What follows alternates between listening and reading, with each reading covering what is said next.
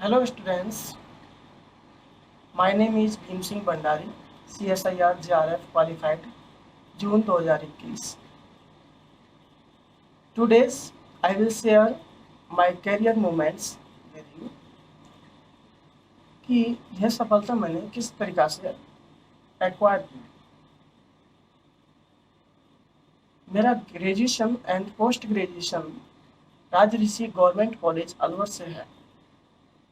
मैं एक average student था और सही समय पर सही जो मैंने डिसीजन लिया वो मेरे लिए बहुत ही महत्वपूर्ण साबित हुआ। मेरे टीचर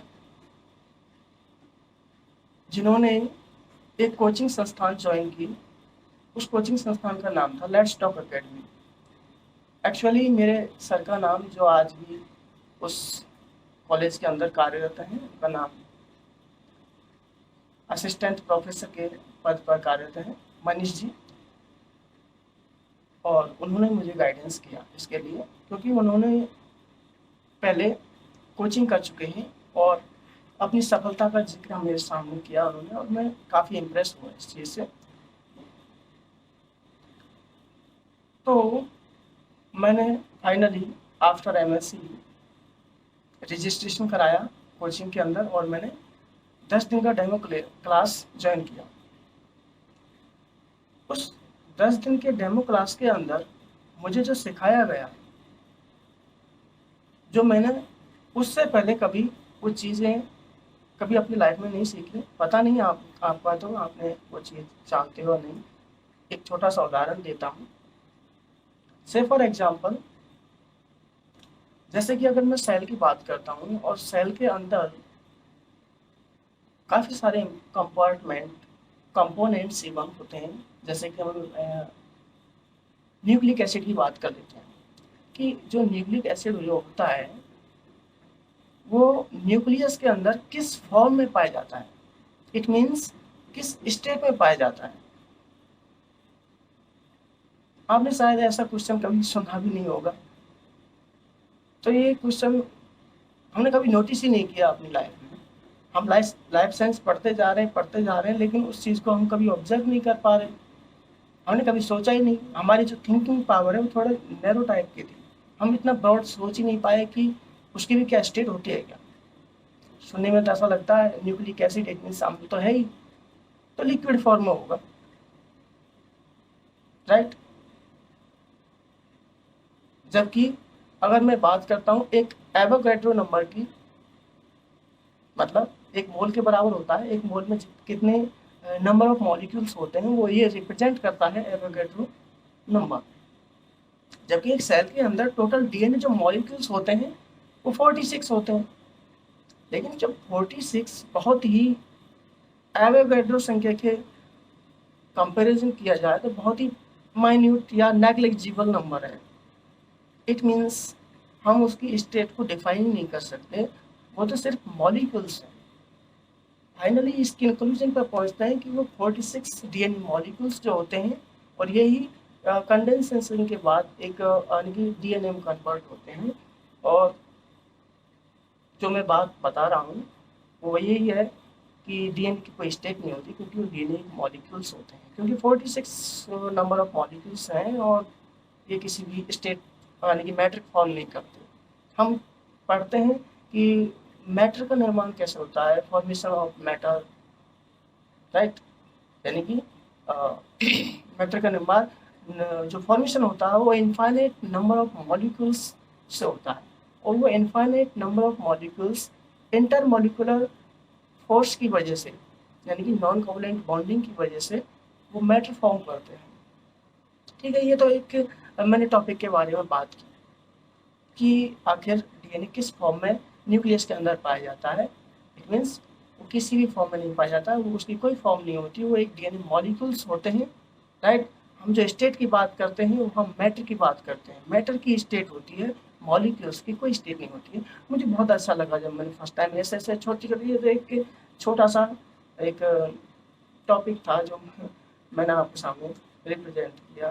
इससे के अलावा आपको इंटरेस्टिंग टॉपिक्स सुनने को देखने को मिलेंगे जब आप ज्वाइन करेंगे। खैर,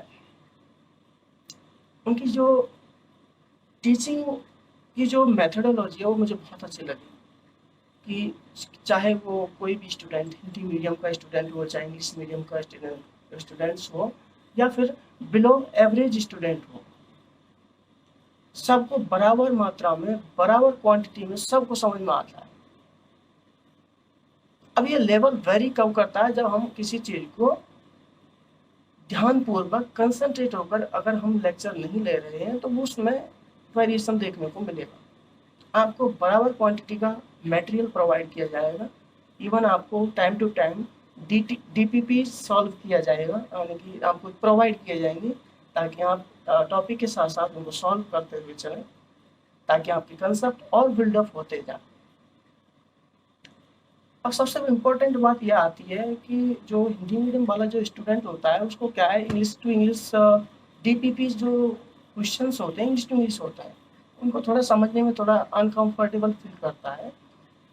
हो सकता है कि वो बच्चा सॉल्व करने में असमर्थ हो, या फिर कुछ कर पा रहा है लेकिन कुछ ऐसे क्वेश्चन है जिनको समझ नहीं पा रहा है। तो इन चीज़ों को लेकर के अपने आप में मतलब अनकंफर्टेबल फील नहीं करना है, कभी भी इस तरीक़ा से नहीं सोचना है कि हम सर मतलब ये DPP सॉल्व नहीं हो पा रहे हैं, शायद हम क्रैक कर पाएंगे या नहीं कर पाएंगे, और वो टाइम के अकॉर्डिंग हो सकता है वो डीमोटिवेट होते चले जाएं।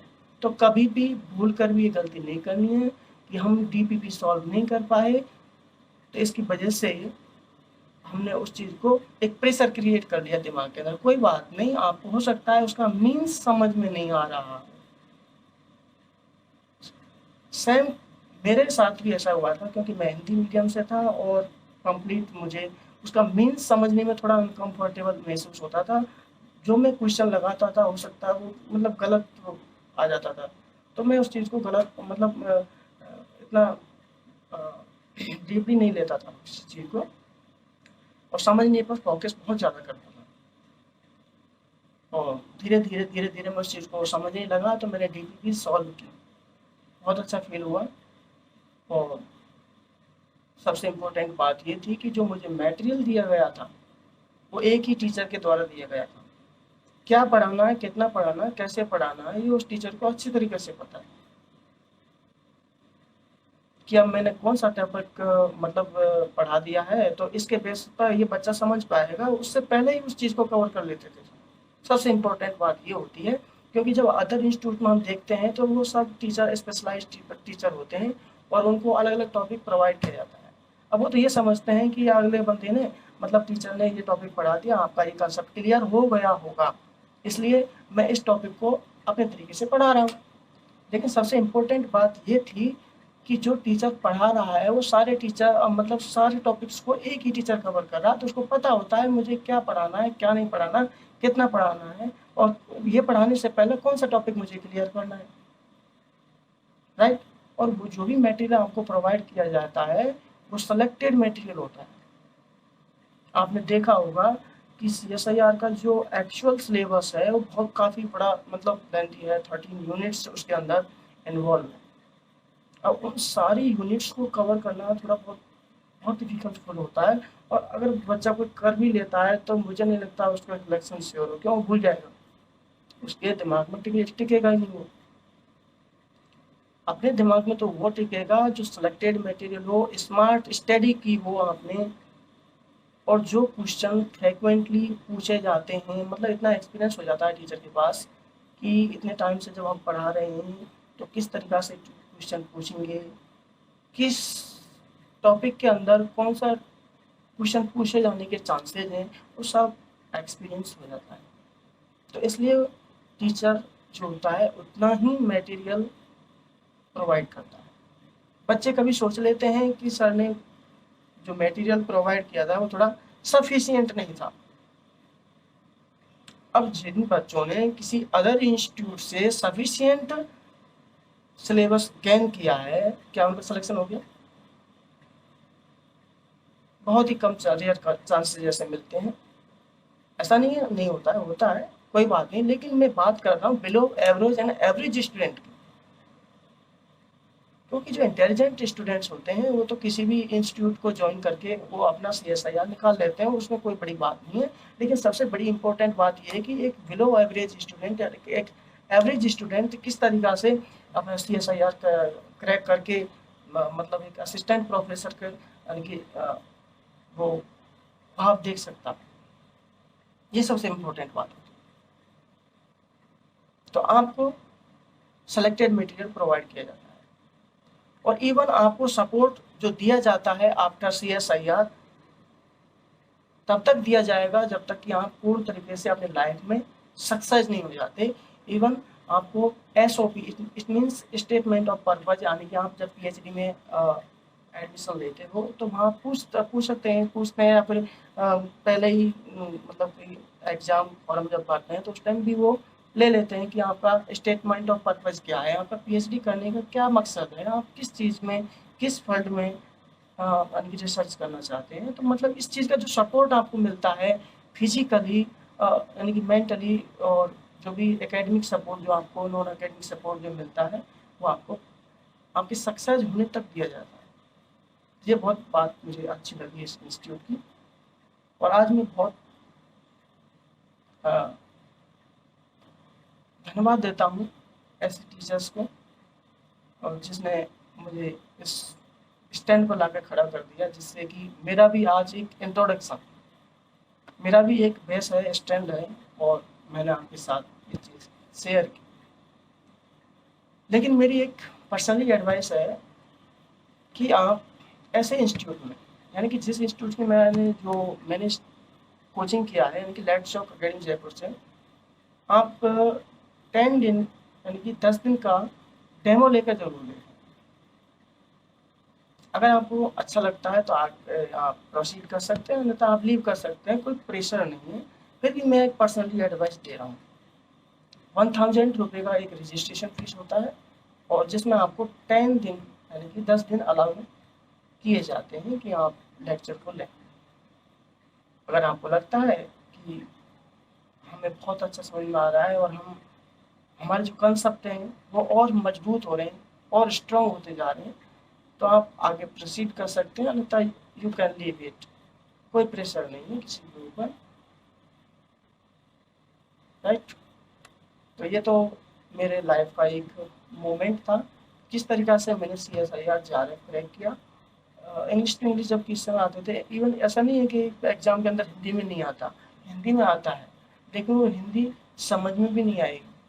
वो इतनी डिफ़िकल्ट और प्योर हिंदी होती है, और उसे समझना मुझे नहीं लगता कि वो आपके लिए एक कंफर्टेबल फील कराता होगा। आपको पता लग जाएगा अगर आप हिंदी के क्वेश्चन को पढ़ेंगे, तो मतलब हिंदी वर्जन भी बहुत डिफ़िकल्ट होता है, इसलिए बेटर होता है कि आप उसी में ही समझें, इंग्लिश में ही समझें। धीरे धीरे हो सकता है आपको पहली बार थोड़ा अनकम्फर्टेबल फील हो, लेकिन बाद में जाकर आप उस चीज़ को सीख जाएंगे, और फाइनली आपको CSIR JRF का अवार्ड मिलेगा और आप डेफिनेटली उसे अचीव कर पाओगे।